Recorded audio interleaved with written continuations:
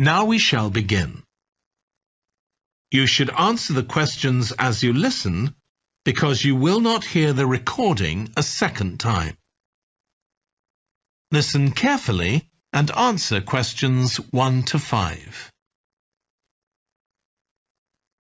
Hello, Flanders Conference Hotel. Oh, hi. I wanted to ask about conference facilities at the hotel. Have I come through to the right person? You have. I'm the Customer Services Manager. My name's Angela. So, how can I help you? Well, I'm calling from Barrett & Stanson's. We're a medical company based in Perth. Oh, yes? And we're organising a conference for our clients to be held in Sydney. It'll be held over 2 days, and we're expecting about 50 or 60 people. When were you thinking of having it? Sometime early next year, like the end of January. It'd have to be a weekend. Let me see. Our conference facilities are already booked for the weekend beginning January the 28th. We could do the first weekend in February. How about January the 21st? I'm afraid that's booked too. Well, let's go for the February date then. So, that's the weekend beginning the 4th. Okay. Now, can you tell me a bit about what conference facilities you have? Sure. So, for talks and presentations, we have the Tesla room. Sorry? Tesla, that's spelled Tesla. It holds up to 100 people, and it's fully equipped with a projector and so on. How about a microphone? Yes, that'll be all set up ready for you. And there'll be one that members of the audience can use too, for questions if necessary. Fine. And we'll also need some sort of open area where people can sit and have a cup of coffee. And we'd like to have an exhibition of our products and services there as well, so that'll need to be quite a big space. That's fine. There's a central atrium with all those facilities, and you can come before the conference starts if you want to set everything up. Great. And I presume there's Wi-Fi? Oh, yes. That's free and available throughout the hotel. Okay. Would you also like us to provide a buffet lunch? We can do a 2-course meal with a number of different options. What sort of price are we looking at for that? Well, I can send you a copy of the standard menu. That's $45 per person. Or you can have the special for $25 more. I think the standard should be okay, but yes, send me the menu. Before you hear the rest of the conversation, you have some time to look at questions 6 to 10.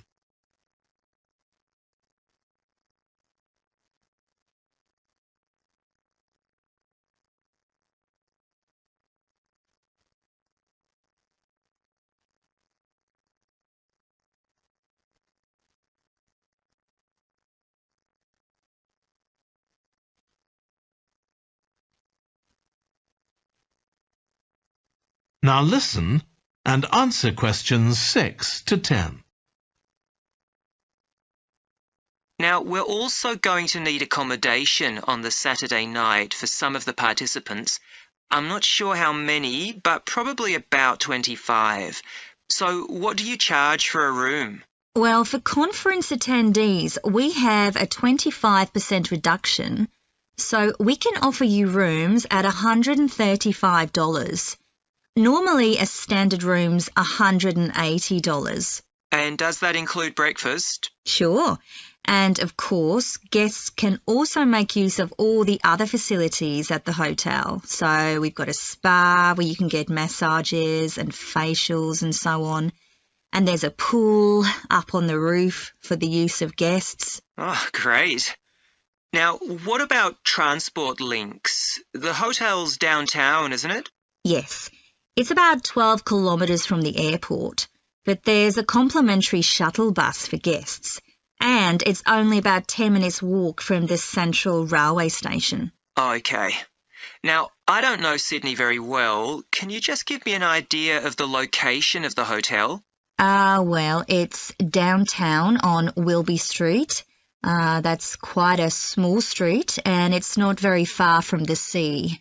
And of course, if the conference attendees want to go out on their Saturday evening, there's a huge choice of places to eat. Then, if they want to make a night of it, they can go on to one of the clubs in the area. There are a great many to choose from. Okay. So if we go ahead with this, can you give me some information about how much we're looking at? That is the end of section 1. You now have half a minute to check your answers.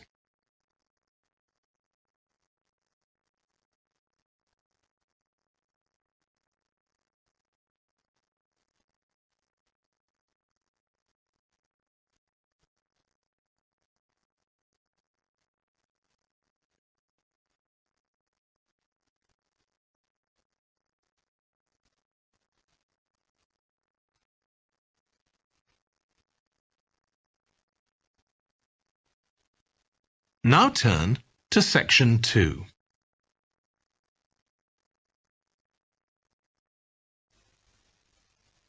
Section 2.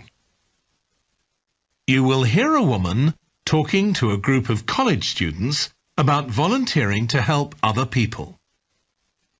First, you have some time to look at questions 11 to 14.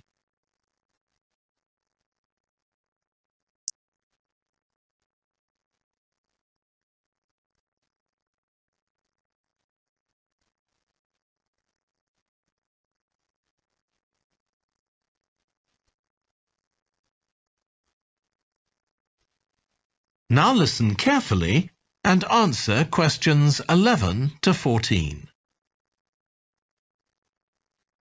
Good morning. My name's Lucy Crittenden, and I'm the Director of Operations for an organisation that arranges volunteering in this part of the country. I'm hoping I can persuade one or two of you to become volunteers yourselves. Let me start by briefly explaining what we mean by volunteering.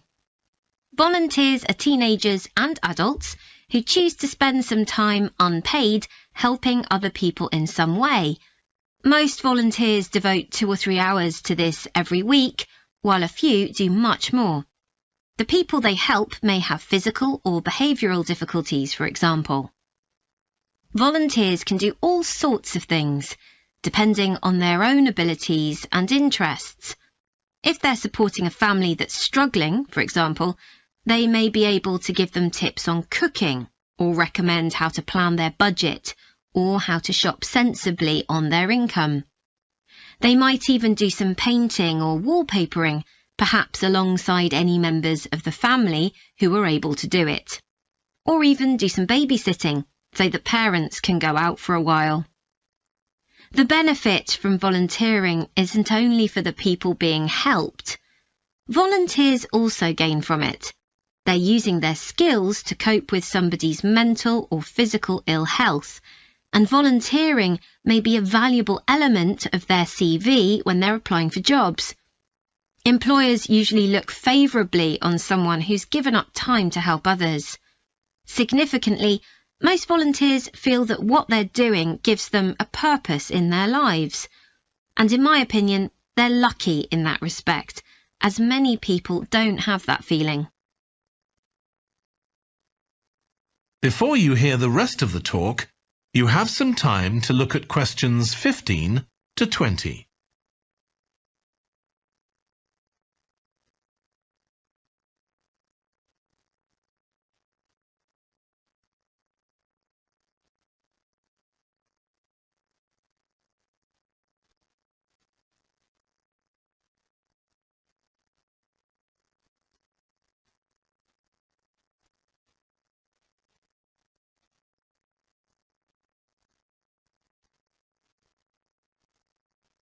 Now listen and answer questions 15 to 20. Now I'd like to tell you what some of our volunteers have said about what they do, to give you an idea of the range of ways in which they can help people. Habib supports an elderly lady who's beginning to show signs of dementia. Once a week they, along with other elderly people, go to the local community centre where a group of people come in and sing. The songs take the listeners back to their youth, and for a little while they can forget the difficulties that they face now. Our volunteer Consuela is an amazing woman. She has difficulty walking herself, but she doesn't let that stop her. She helps a couple of people with similar difficulties who had almost stopped walking altogether. By using herself as an example, Consuela encourages them to walk more and more. Min visits a young man who lives alone and can't leave his home on his own, so he hardly ever saw anyone.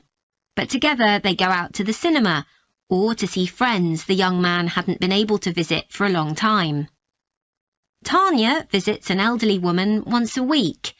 When the woman found out that Tanya is a professional dressmaker, she got interested. Tanya showed her some soft toys she'd made, and the woman decided to try it herself. And now she really enjoys it and spends hours making toys. They're not perhaps up to Tanya's standard yet, but she gains a lot of pleasure from doing it. Alexi is a volunteer with a family that faces a number of difficulties. By calmly talking over possible solutions with family members, he's helping them to realise that they aren't helpless and that they can do something themselves to improve their situation. This has been great for their self-esteem. And the last volunteer I'll mention, though there are plenty more, is Juba. She volunteers with a teenage girl with learning difficulties who wasn't very good at talking to other people. Juba's worked very patiently with her, and now the girl is far better at expressing herself and at understanding other people. OK, I hope that's given you an idea of what volunteering is all about. Now I'd like to talk to you about... That is the end of section 2. You now have half a minute to check your answers.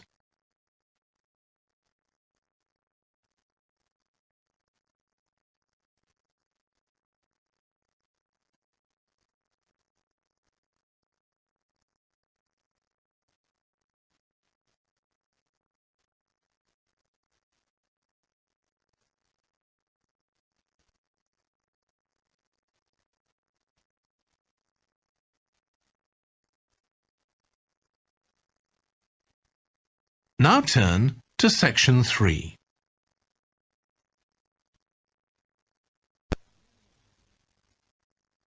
Section 3. You will hear a trainee music teacher called Joe talking to his supervisor about the school marching band that he has been given responsibility for. First, you have some time to look at questions 21 to 26.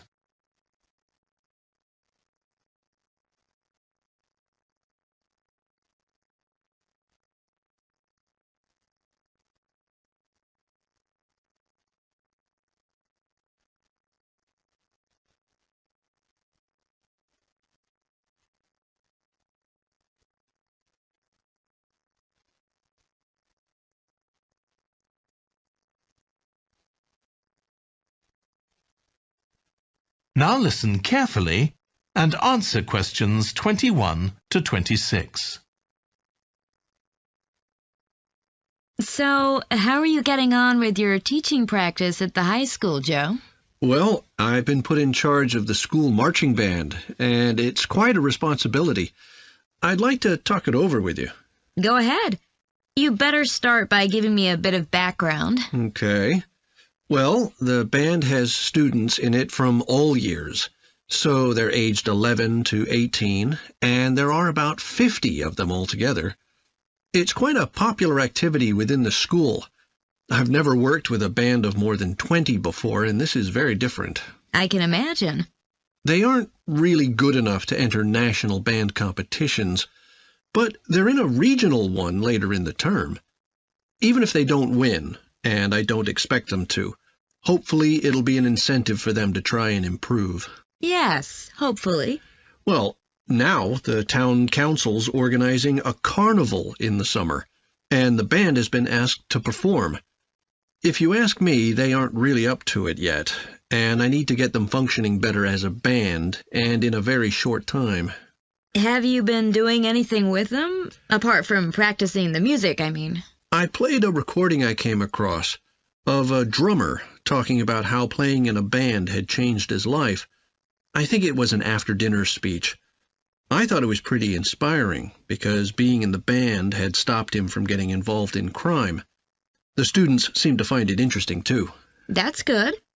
I'm planning to show them that old film from the 1940s, Strike Up the Band, and talk about it with the students. What do you think? Good idea.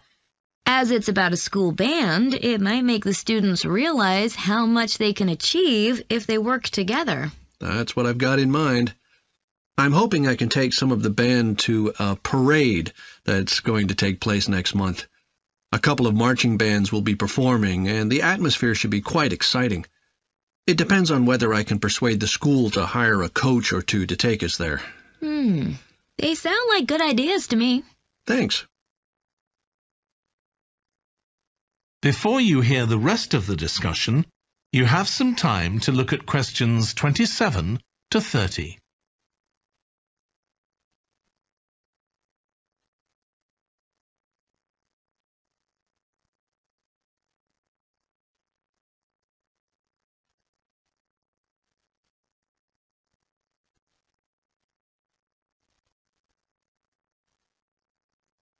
Now listen and answer questions 27 to 30.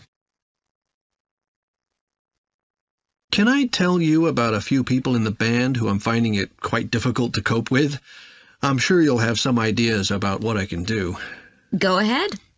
There's a flautist who says she loves playing in the band.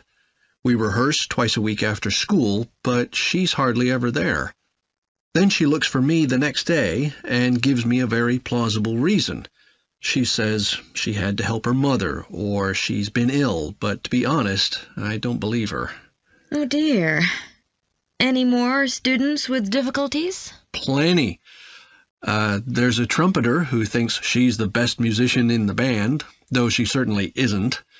She's always saying what she thinks other people should do, which makes my job pretty difficult. She sounds a bit of a nightmare. You can say that again. One of the trombonists has got an impressive sense of rhythm and could be an excellent musician, except that he has breathing difficulties, and he doesn't really have enough breath for the trombone. He'd be much better off playing percussion, for instance, but he refuses to give up, so he ends up only playing half the notes. I suppose you have to admire his determination. Maybe. One of the percussionists isn't too bad, but he never seems to interact with other people, and he always rushes off as soon as the rehearsal ends. I don't know if there are family reasons or what, but it isn't good in a band, where people really need to feel they're part of a group. There are others too, but at least that gives you an idea of what I'm up against. Do you have any thoughts about what I can do, Lizzie? That is the end of section 3. You now have half a minute to check your answers.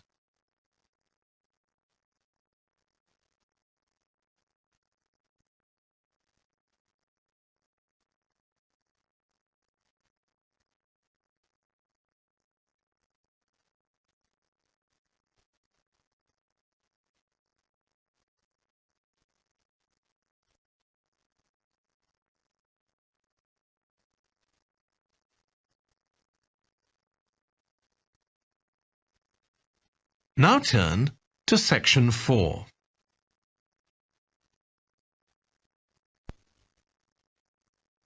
Section 4. You will hear a British University lecturer in music talking about concerts in an arts festival. First, you have some time to look at questions 31 to 40.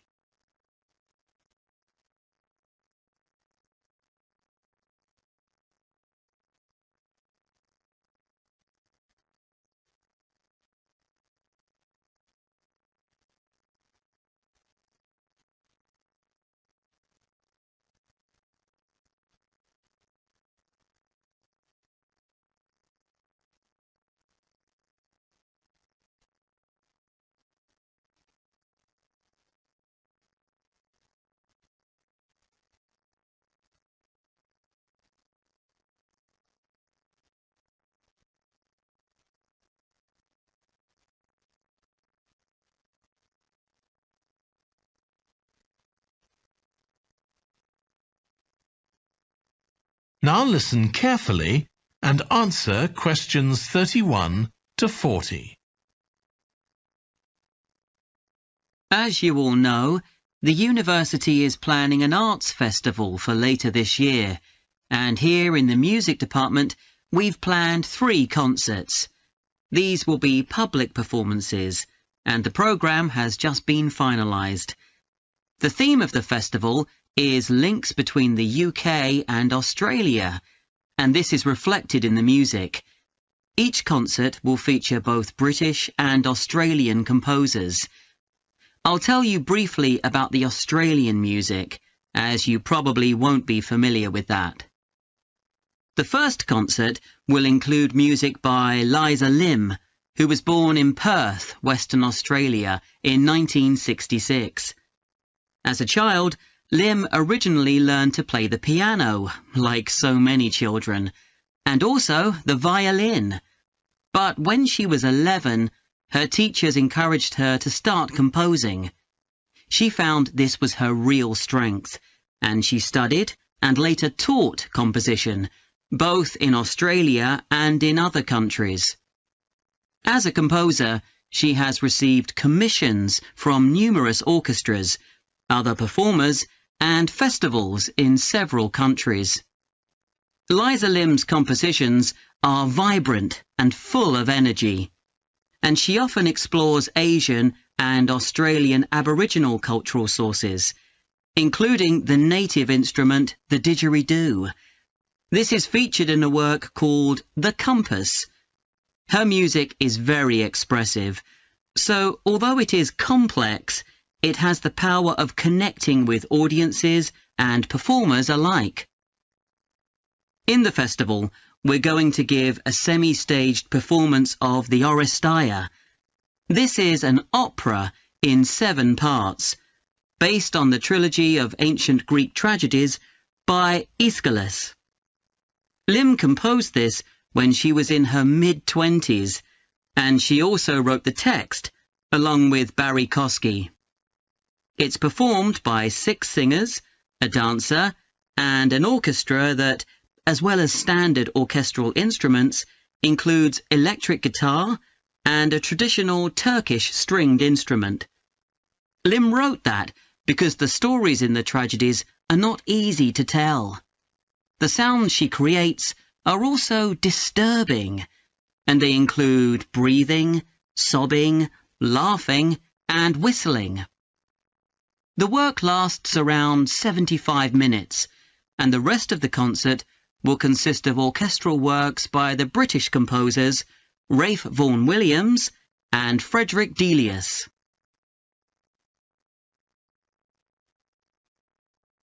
Moving on now to our second concert.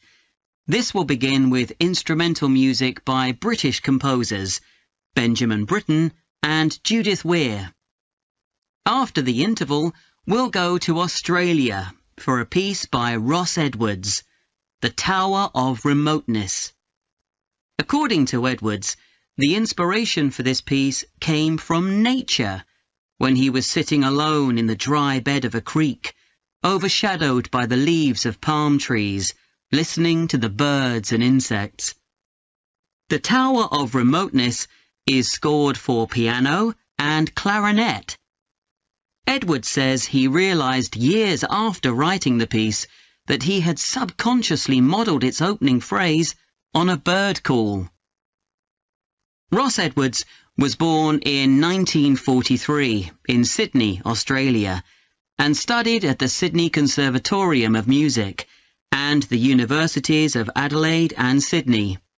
He's well known in Australia, and in fact, he's one of the country's most performed composers. He's written a wide range of music, from symphonies and concertos to some composed specifically for children. Edwards's music has been described as being deeply connected to Australia, and it can be regarded as a celebration of the diversity of cultures that Australia can be proud of. The last of the 3 Australian composers to be represented in our festival is Carl Vine. Born in 1954, Vine, like Liza Lim, comes from Perth, Western Australia. He took up the cornet at the age of 5, switching to the piano 5 years later. However, he went to university to study physics before changing to composition. After graduating, he moved to Sydney and worked as a freelance pianist and composer. Before long, he had become prominent in Australia as a composer for dance, and in fact has written 25 scores of that type. In our third concert, Vine will be represented by his music for the flag handover ceremony of the Olympics held in 1996. This 7-minute orchestral piece was of course heard by millions of people worldwide, and we'll hear it alongside works written by British composers Edward Elgar and, more recently, Thomas Adès. That is the end of section 4. You now have half a minute to check your answers.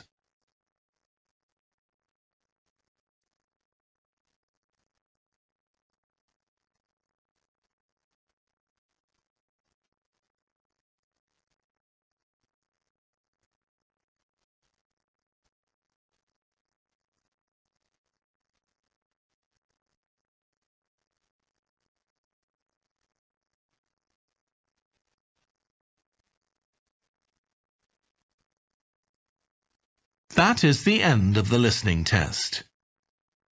In the IELTS test,